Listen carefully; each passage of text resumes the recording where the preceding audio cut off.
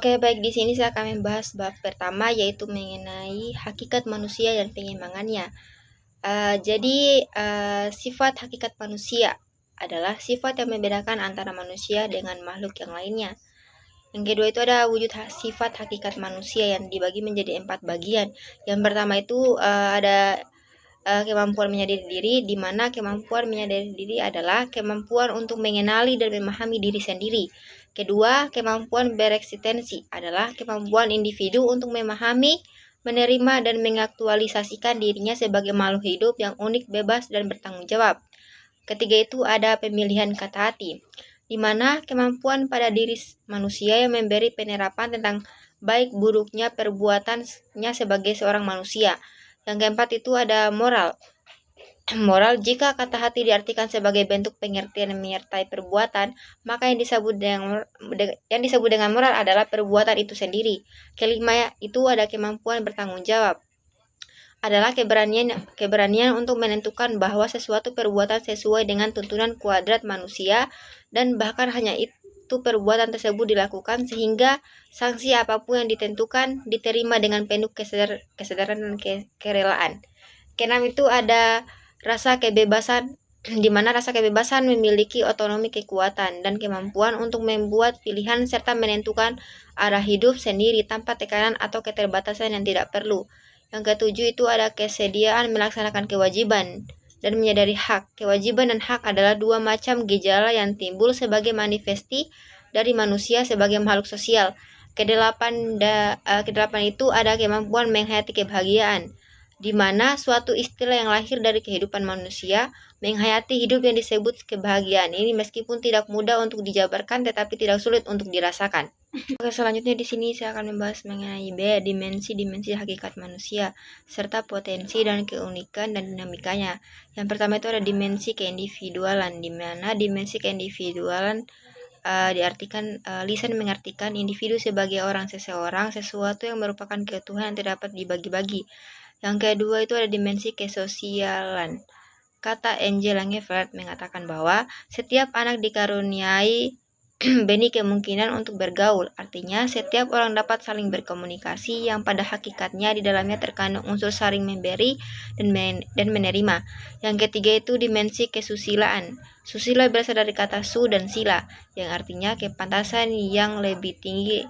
Akan tetapi dalam kehidupan bermasyarakat, orang tidak cukup hanya berbuat yang pantas jika di dalamnya terdapat sesuatu yang dapat merugikan. Yang keempat itu ada dimensi keberagaman. Pada hakikatnya manusia adalah makhluk religius sejak dahulu. Sebelum manusia mengenal agama, mereka telah percaya bahwa di luar alam yang dapat dijangkau dengan perantara alat indranya. Selanjutnya C, pengembangan dimensi hakikat manusia yang terbagi menjadi dua, yaitu pertama pengembangan yang utuh, di mana pengembangan yang utuh adalah tingkat utuh perkembangan dimensi hakikat manusia. Sedangkan pengembangan yang tidak utuh itu pengembangan yang tidak diikuti oleh pengembangan yang terhadap dimensi hakikat manusia yang terjadi di dalam proses pengembangannya. Baik, di sini saya akan membahas mengenai bab 2, pengertian dan unsur-unsur pendidikan, di mana pendidikan merupakan proses pembelajaran dan pengembangan kemampuan pengetahuan, nilai, dan karakter individu melalui interaksi dengan lingkungan dan orang lain. Pengertian pendidikan berdasarkan fungsinya. Jadi yang pertama itu adalah pendidikan sebagai proses transformasi budaya, di mana pendidikan sebagai proses transformasi budaya sebagai kegiatan pewarisan budaya dari satu generasi ke generasi yang lain. Yang kedua itu adalah pendidikan sebagai proses pembentukan kepribadian.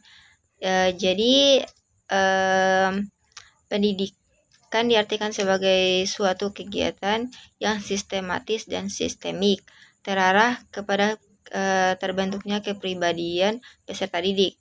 Yang ketiga itu adalah pendidikan sebagai proses penyiapan warga negara. Pendidikan sebagai penyiapan warga negara diartikan sebagai suatu kegiatan yang terencana untuk membekali peserta didik agar menjadi warga negara yang lebih baik. Dan yang keempat itu ada pendidikan sebagai penyiapan tenaga kerja. Pendidikan sebagai penyiapan tenaga kerja diartikan sebagai kegiatan pembimbingan sehingga memiliki bekal dasar untuk bekerja. Yang tujuan dan proses pendidikan. Tujuan pendidikan memuat tentang gambaran-gambaran tentang nilai-nilai yang baik, luhur, pantas, dan indah untuk kehidupan. Selanjutnya itu ada B, unsur-unsur pendidikan. Yang pertama itu adalah peserta didik. Peserta didik berstatus sebagai subjek didik. Yang kedua itu ada pendidik. Yang dimaksud dengan pendidik ialah orang yang bertanggung jawab terhadap pelaksanaan pendidikan dengan sasaran peserta didik. Yang ketiga itu adalah materi. Dalam sistem pendidikan persekolahan, materi telah diramu dalam kurikulum yang akan disajikan sebagai sarana pencapaian tujuan. Yang keempat itu adalah metode, adalah cara atau prosedur sistematis untuk melakukan suatu dengan efisien dan efektif. Yang kelima itu adalah media, adalah saluran atau alat untuk menyampaikan informasi, pesan atau konten kepada peserta didik. Yang keenam itu adalah evaluasi, adalah proses penilaian sistematis untuk menentukan nilai efektif dan efisien suatu program atau kegiatan. Yang ketujuh itu adalah tujuan, adalah hasil yang ingin dicapai atau sasaran yang ingin diraih dalam jangka waktu tertentu. Itu adalah C, pendidikan sebagai sistem. Jadi sistem adalah suatu kebulatan keseluruhan yang kompleks atau terorganisir. Yang kedua, ciri umum dari sistem. Sistem merupakan suatu kesatuan yang terstruktur. Kesatuan tersebut terdiri dari sejumlah komponen yang saling berpengaruh. Masing-masing komponen mempunyai fungsi tertentu dan secara bersama-sama melaksanakan fungsi terstruktur, yaitu mencapai tujuan sistem. Dan yang ketiga itu pendidikan sebagai suatu proses yang sistematis dan sistemik, yaitu suatu pendekatan pendidikan yang terstruktur dan terintegrasi untuk mencapai tujuan pendidikan. Selanjutnya di sini saya akan membahas mengenai bab 3, landasan dan asas-asas pendidikan, serta penerapannya. Yang pertama itu landasan pendidikan. Pendidikan adalah suatu yang universal dan berlangsung terus tak terputus dari generasi ke generasi dimanapun di dunia ini. Landasan pendidikan terbagi menjadi 5 landasan, diantaranya yaitu yang pertama landasan filosofis. Landasan filosofis merupakan landasan yang berkaitan dengan makna atau hakikat pendidikan yang berusaha menela masalah-masalah pokok. Yang kedua itu adalah landasan sosiologis. Sosiologis pendidikan merupakan analisis ilmiah tentang proses sosial dan pola-pola interaksi sosial di dalam sistem pendidikan. Yang ketiga itu adalah kultural, dasar atau pondasi yang mempengaruhi perilaku, nilai, dan kepercayaan masyarakat. Yang keempat, landasan psikologi, adalah landasan atau pondasi yang mempengaruhi perilaku, pikiran, dan emosi manusia. Yang kelima itu adalah landasan ilmiah dan teknologi, di mana pengetahuan adalah segala sesuatu yang diperoleh melalui berbagai cara, penginderaan terhadap fakta, penalaran intuisi, dan wahyu. Selain itu ada iptek. Iptek merupakan salah satu hasil dari usaha manusia untuk mencapai kehidupan yang lebih baik, yang telah dimulai pada permulaan kehidupan. Selanjutnya di sini saya akan membahas mengenai B, asas pokok pendidikan. Yang pertama itu asas Tuturi Handayani. Tuturi Handayani merupakan inti dari sistem Among dari perguruan itu. Yang kedua, asas belajar sepanjang hayat. Asas belajar sepanjang hayat merupakan wujud pandang dari sisi lain terhadap pendidikan seumur hidup. Yang ketiga itu ada asas kemandirian dalam belajar, baik asas Tuturi Handayani maupun belajar sepanjang hayat secara langsung erat kaitannya dengan asas kemandirian dalam belajar. Asas Tuturi Handayani pada prinsipnya bertolak dengan asumsi kemampuan siswa untuk mandiri, termasuk mandiri dalam belajar. Jadi di sini saya akan membahas mengenai bab 4, pikiran dan antisipasi terhadap masyarakat masa depan. Yang pertama itu A, perkiraan masyarakat masa depan. Landasan sosial kultural merupakan salah satu dasar utama dalam menentukan arah kepada program-program pendidikan, baik program pendidikan sekolah maupun program pendidikan luar sekolah. Yang pertama itu kecenderungan globalisasi. Istilah globalisasi bermakna bumi sebagai satu keutuhan seakan-akan tampak tanpa batas. Administrasi negara dunia menjadi amat transparan. Kedua, perkembangan ilmu pengetahuan dan teknologi. Perkembangan iptek yang semakin cepat dalam era globalisasi merupakan salah satu ciri utama dari masyarakat masa depan.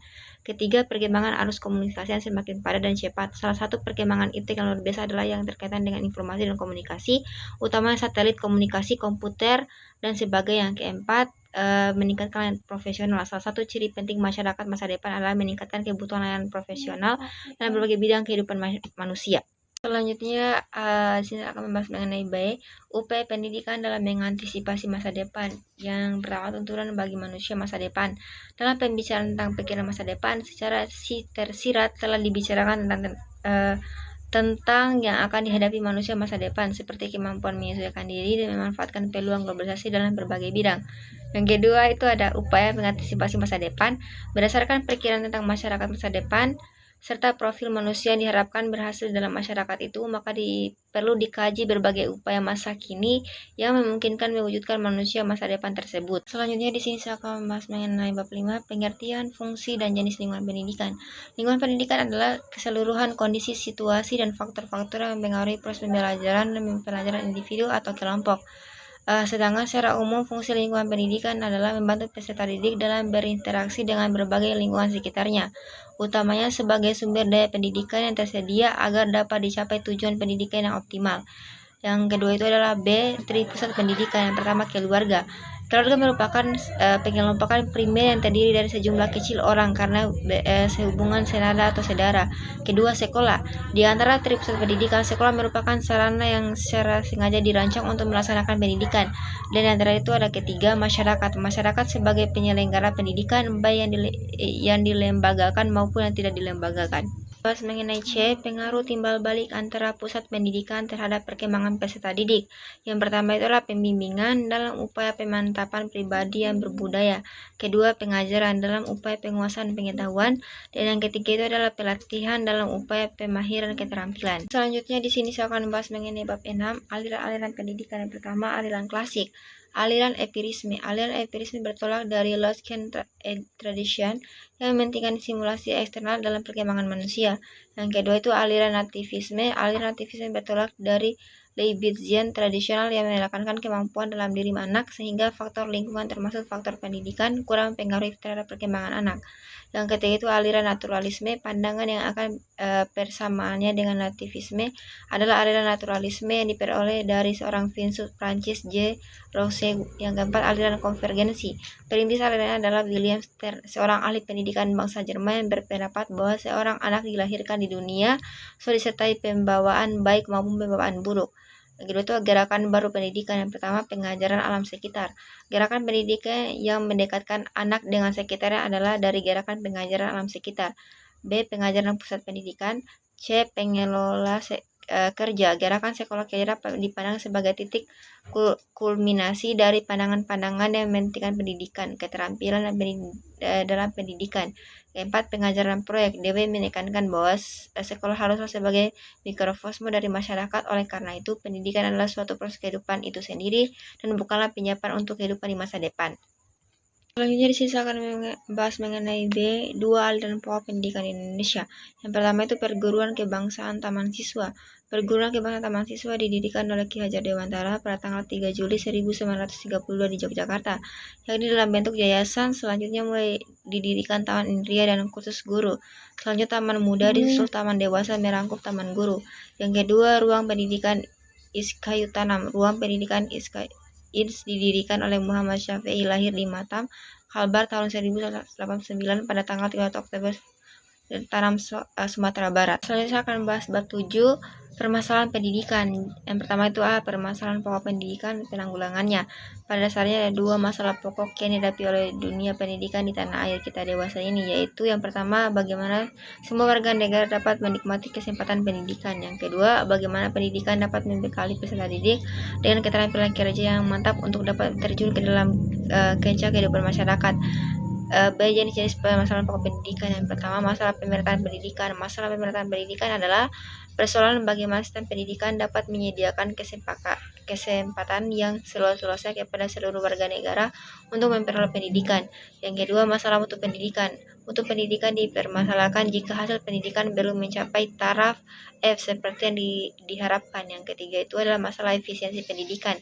Masalah efisiensi pendidikan mempersoalkan bagaimana suatu sistem pendidikan memberdayagunakan sumber daya yang ada untuk mencapai tujuan pendidikan. Yang keempat adalah masalah relevansi pendidikan. Luasan pendidikan diharapkan dapat mengisi semua sektor pembangunan yang beraneka ragam seperti sektor produksi, sektor jasa, dan lain sebagainya, baik dari segi jumlah maupun dari segi kualitas. Selanjutnya di sini akan membahas mengenai faktor-faktor yang mengaruhi perkembangan masalah pendidikan. Yang pertama, perkembangan iptek dan seni. Perkembangan iptek terhadap hubungan erat antara pendidikan dengan iptek. Kedua, lanjut pertumbuhan penduduk. Dengan pertambahannya jumlah penduduk, maka penyediaan prasarana dan sarana pendidikan beserta komponen penunjang terselenggaranya pendidikan harus ditambah. Yang ketiga, aspirasi masyarakat. Dalam dua dasawarsa terakhir ini, aspirasi masyarakat dalam banyak hal yang meningkat. Yang keempat, keterbelakangan budaya dan sarana kehidupan. Keterbelakangan budaya atau suatu istilah yang diberikan oleh sekelompok masyarakat kepada masyarakat lain mendukung suatu budaya. Yang keempat, permasalahan aktual pendidikan di Indonesia. D. Permasalahan aktual pendidikan di Indonesia. Yang pertama, masalah keutuhan pencahayaan sarana. Dalam Undang-Undang Dasar 1949, Sistem Pendidikan Nasional Bab 2 Pasal 4 telah menyatakan bahwa tujuan pendidikan nasional ialah mengembangkan manusia Indonesia seutuhnya. Yang kedua, masalah kurikulum. Pada bagian ini akan dibahas masalah aktual mengenai kurikulum. Yang ketiga, masalah peranan guru. Konsep-konsep baru lahir sebagai cerminan humanisme yang memberikan arah baru pada pendidikan. Yang keempat, masalah pendidikan dasar 9 tahun. Keberadaan pendidikan dasar 9 tahun mempunyai landasan yang kuat. Akan lanjutkan bahas mengenai bab 8 Sistem Pendidikan Nasional. Yang pertama, kelembagaan, program, dan pengelolaan pendidikan. Kelembagaan pendidikan. Pendidikan nasional dilaksanakan melalui lembaga-lembaga pendidikan, baik dalam bentuk sekolah maupun dalam bentuk kelompok belajar. Yang kedua, program dan pengelolaan pendidikan. Pertama adalah jenis program pendidikan. Jenis pendidikan adalah yang dikelompokkan sesuai dengan sifat dan kekhususan. Yang kedua, B. Kurikulum program pendidikan. Makna tersebut tersirat di dalam arti kata dan teks deskripsi kurikulum yang diberikan oleh para ahli. Faktor penghambat. Yang pertama, sifat dari pembelajaran ML itu sendiri. Yang kedua, dilihat dari segi ketenangan. Yang ketiga, dilihat dari segi proses belajar mengajar. Yang keempat, dilihat dari ujian akhir dan ijazah yang diselenggarakan di sekolah-sekolah. Dan yang kelima itu adalah sarana penunjang tertentu bagi pelaksanaan. Selanjutnya, B. Upaya pembangunan pendidikan nasional. Yang pertama, jenis upaya pembaruan pendidikan. Pembaruan yang terjadi meliputi pembaruan antara securi di sekolah, ia pembaruan pendidikan yang mendasar. Kedua, pembaruan kurikulum yang ada dua faktor pengendali yang menentukan arah pembaruan kurikulum, yaitu yang sifatnya mempertahankan dan yang mengubah. Ketiga, C. Pembaruan pola masa studi. Pembaruan pada masa studi termasuk pendidikan yang meliputi pembaruan jenjang dan jenis pendidikan serta lama waktu belajar pada suatu satuan pendidikan. Yang keempat, D. Pembaruan tenaga pendidikan. Yang dimaksud dengan tenaga pendidikan adalah tenaga yang bertugas menyelenggarakan kegiatan mengajar, melatih, meneliti, mengembangkan, mengelola, dan memberikan pelayanan teknis dalam bidang pendidikan. Kedua, faktor dan aspek legal pembangunan pendidikan nasional. Dasar dan aspek legal pembangunan pendidikan nasional berupa ketentuan-ketentuan yuridis yang menjadi dasar acuan serta mengatur penyelenggaraan sistem pendidikan nasional seperti Pancasila, Undang-Undang Dasar 1945, GBHN, Undang-Undang Organik Pendidikan, Peraturan Pemerintahan, dan lain sebagainya. Oke, di sini saya akan melanjutkan bab terakhir yaitu bab 9, pendidikan dan pembangunan. A. Absensi pendidikan dan pembangunan serta titik temunya. Menurut paham umum, kata pembangunan lazimnya diasosiasikan dengan pembangunan ekonomi dan industri yang selanjutnya diasosiasikan dengan pembangunannya pabrik-pabrik, jalanan, jembatan, sampai kepada pelabuhan, alat-alat transportasi, komunikasi, dan jenisnya. B. Sumbangan pendidikan pada pembangunan. Yang pertama, segi sarana pendidikan. Pendidikan adalah usaha dasar yang diajukan kepada peserta didik agar menjadi manusia yang berkepribadian kuat dan utuh serta bermoral tinggi. Kedua, segi lingkungan pendidikan. Klasifikasi ini menunjukkan peran pendidikan dalam berbagai lingkungan atau sistem. Yang ketiga, segi jenjang pendidikan. Di dalam pendidikan dasar, pendidikan menengah, dan pendidikan tinggi memberikan bekal kepada para peserta didik secara berkesinambungan. Yang keempat, segi pembidangan kerja atau sektor kehidupan. Pembinaan kerja menurut sektor kehidupan meliputi antara lain bidang ekonomi, hukum, sosial, politik, keuangan, perhubungan dan komunikasi, pertanian, pertambangan, pertahanan, dan lain sebagainya. Selanjutnya, C. Pembangunan sistem pendidikan nasional. Yang pertama, mengapa sistem pendidikan harus dibangun? Setiap pendidikan selalu berurusan dengan manusia, karena hanya dengan manusia yang dapat dididik dan harus selalu dididik. Yang kedua, wujud pembangunan sistem pendidikan. Hubungan antara aspek aspek filosofis, keilmuan, yuridis menjadi landasan bagi budi-budi yang lainnya, karena memberikan arah serta mewadahi budi-budi yang lainnya. Artinya, struktur pendidikan, kurikulum, dan lainnya harus mengacu pada aspek filosofi, aspek keilmuan, aspek yuridis. Yang pertama, aspek filosofis berupa penerapan tujuan nasional pendidikan. Yang kedua, aspek yuridis, Undang-Undang Dasar 1945 sebagai landasan hukum pendidikan sifatnya relatif tetap. Ketiga, aspek struktur pembangunan sistem pendidikan berperan pada upaya pembenahan struktur pendidikan yang menancap jenjang dan jenis pendidikan, lama waktu belajar, dan jenjang yang selalu ke jenjang yang lainnya sebagai akibat dari perkembangan sosial, budaya, dan politik.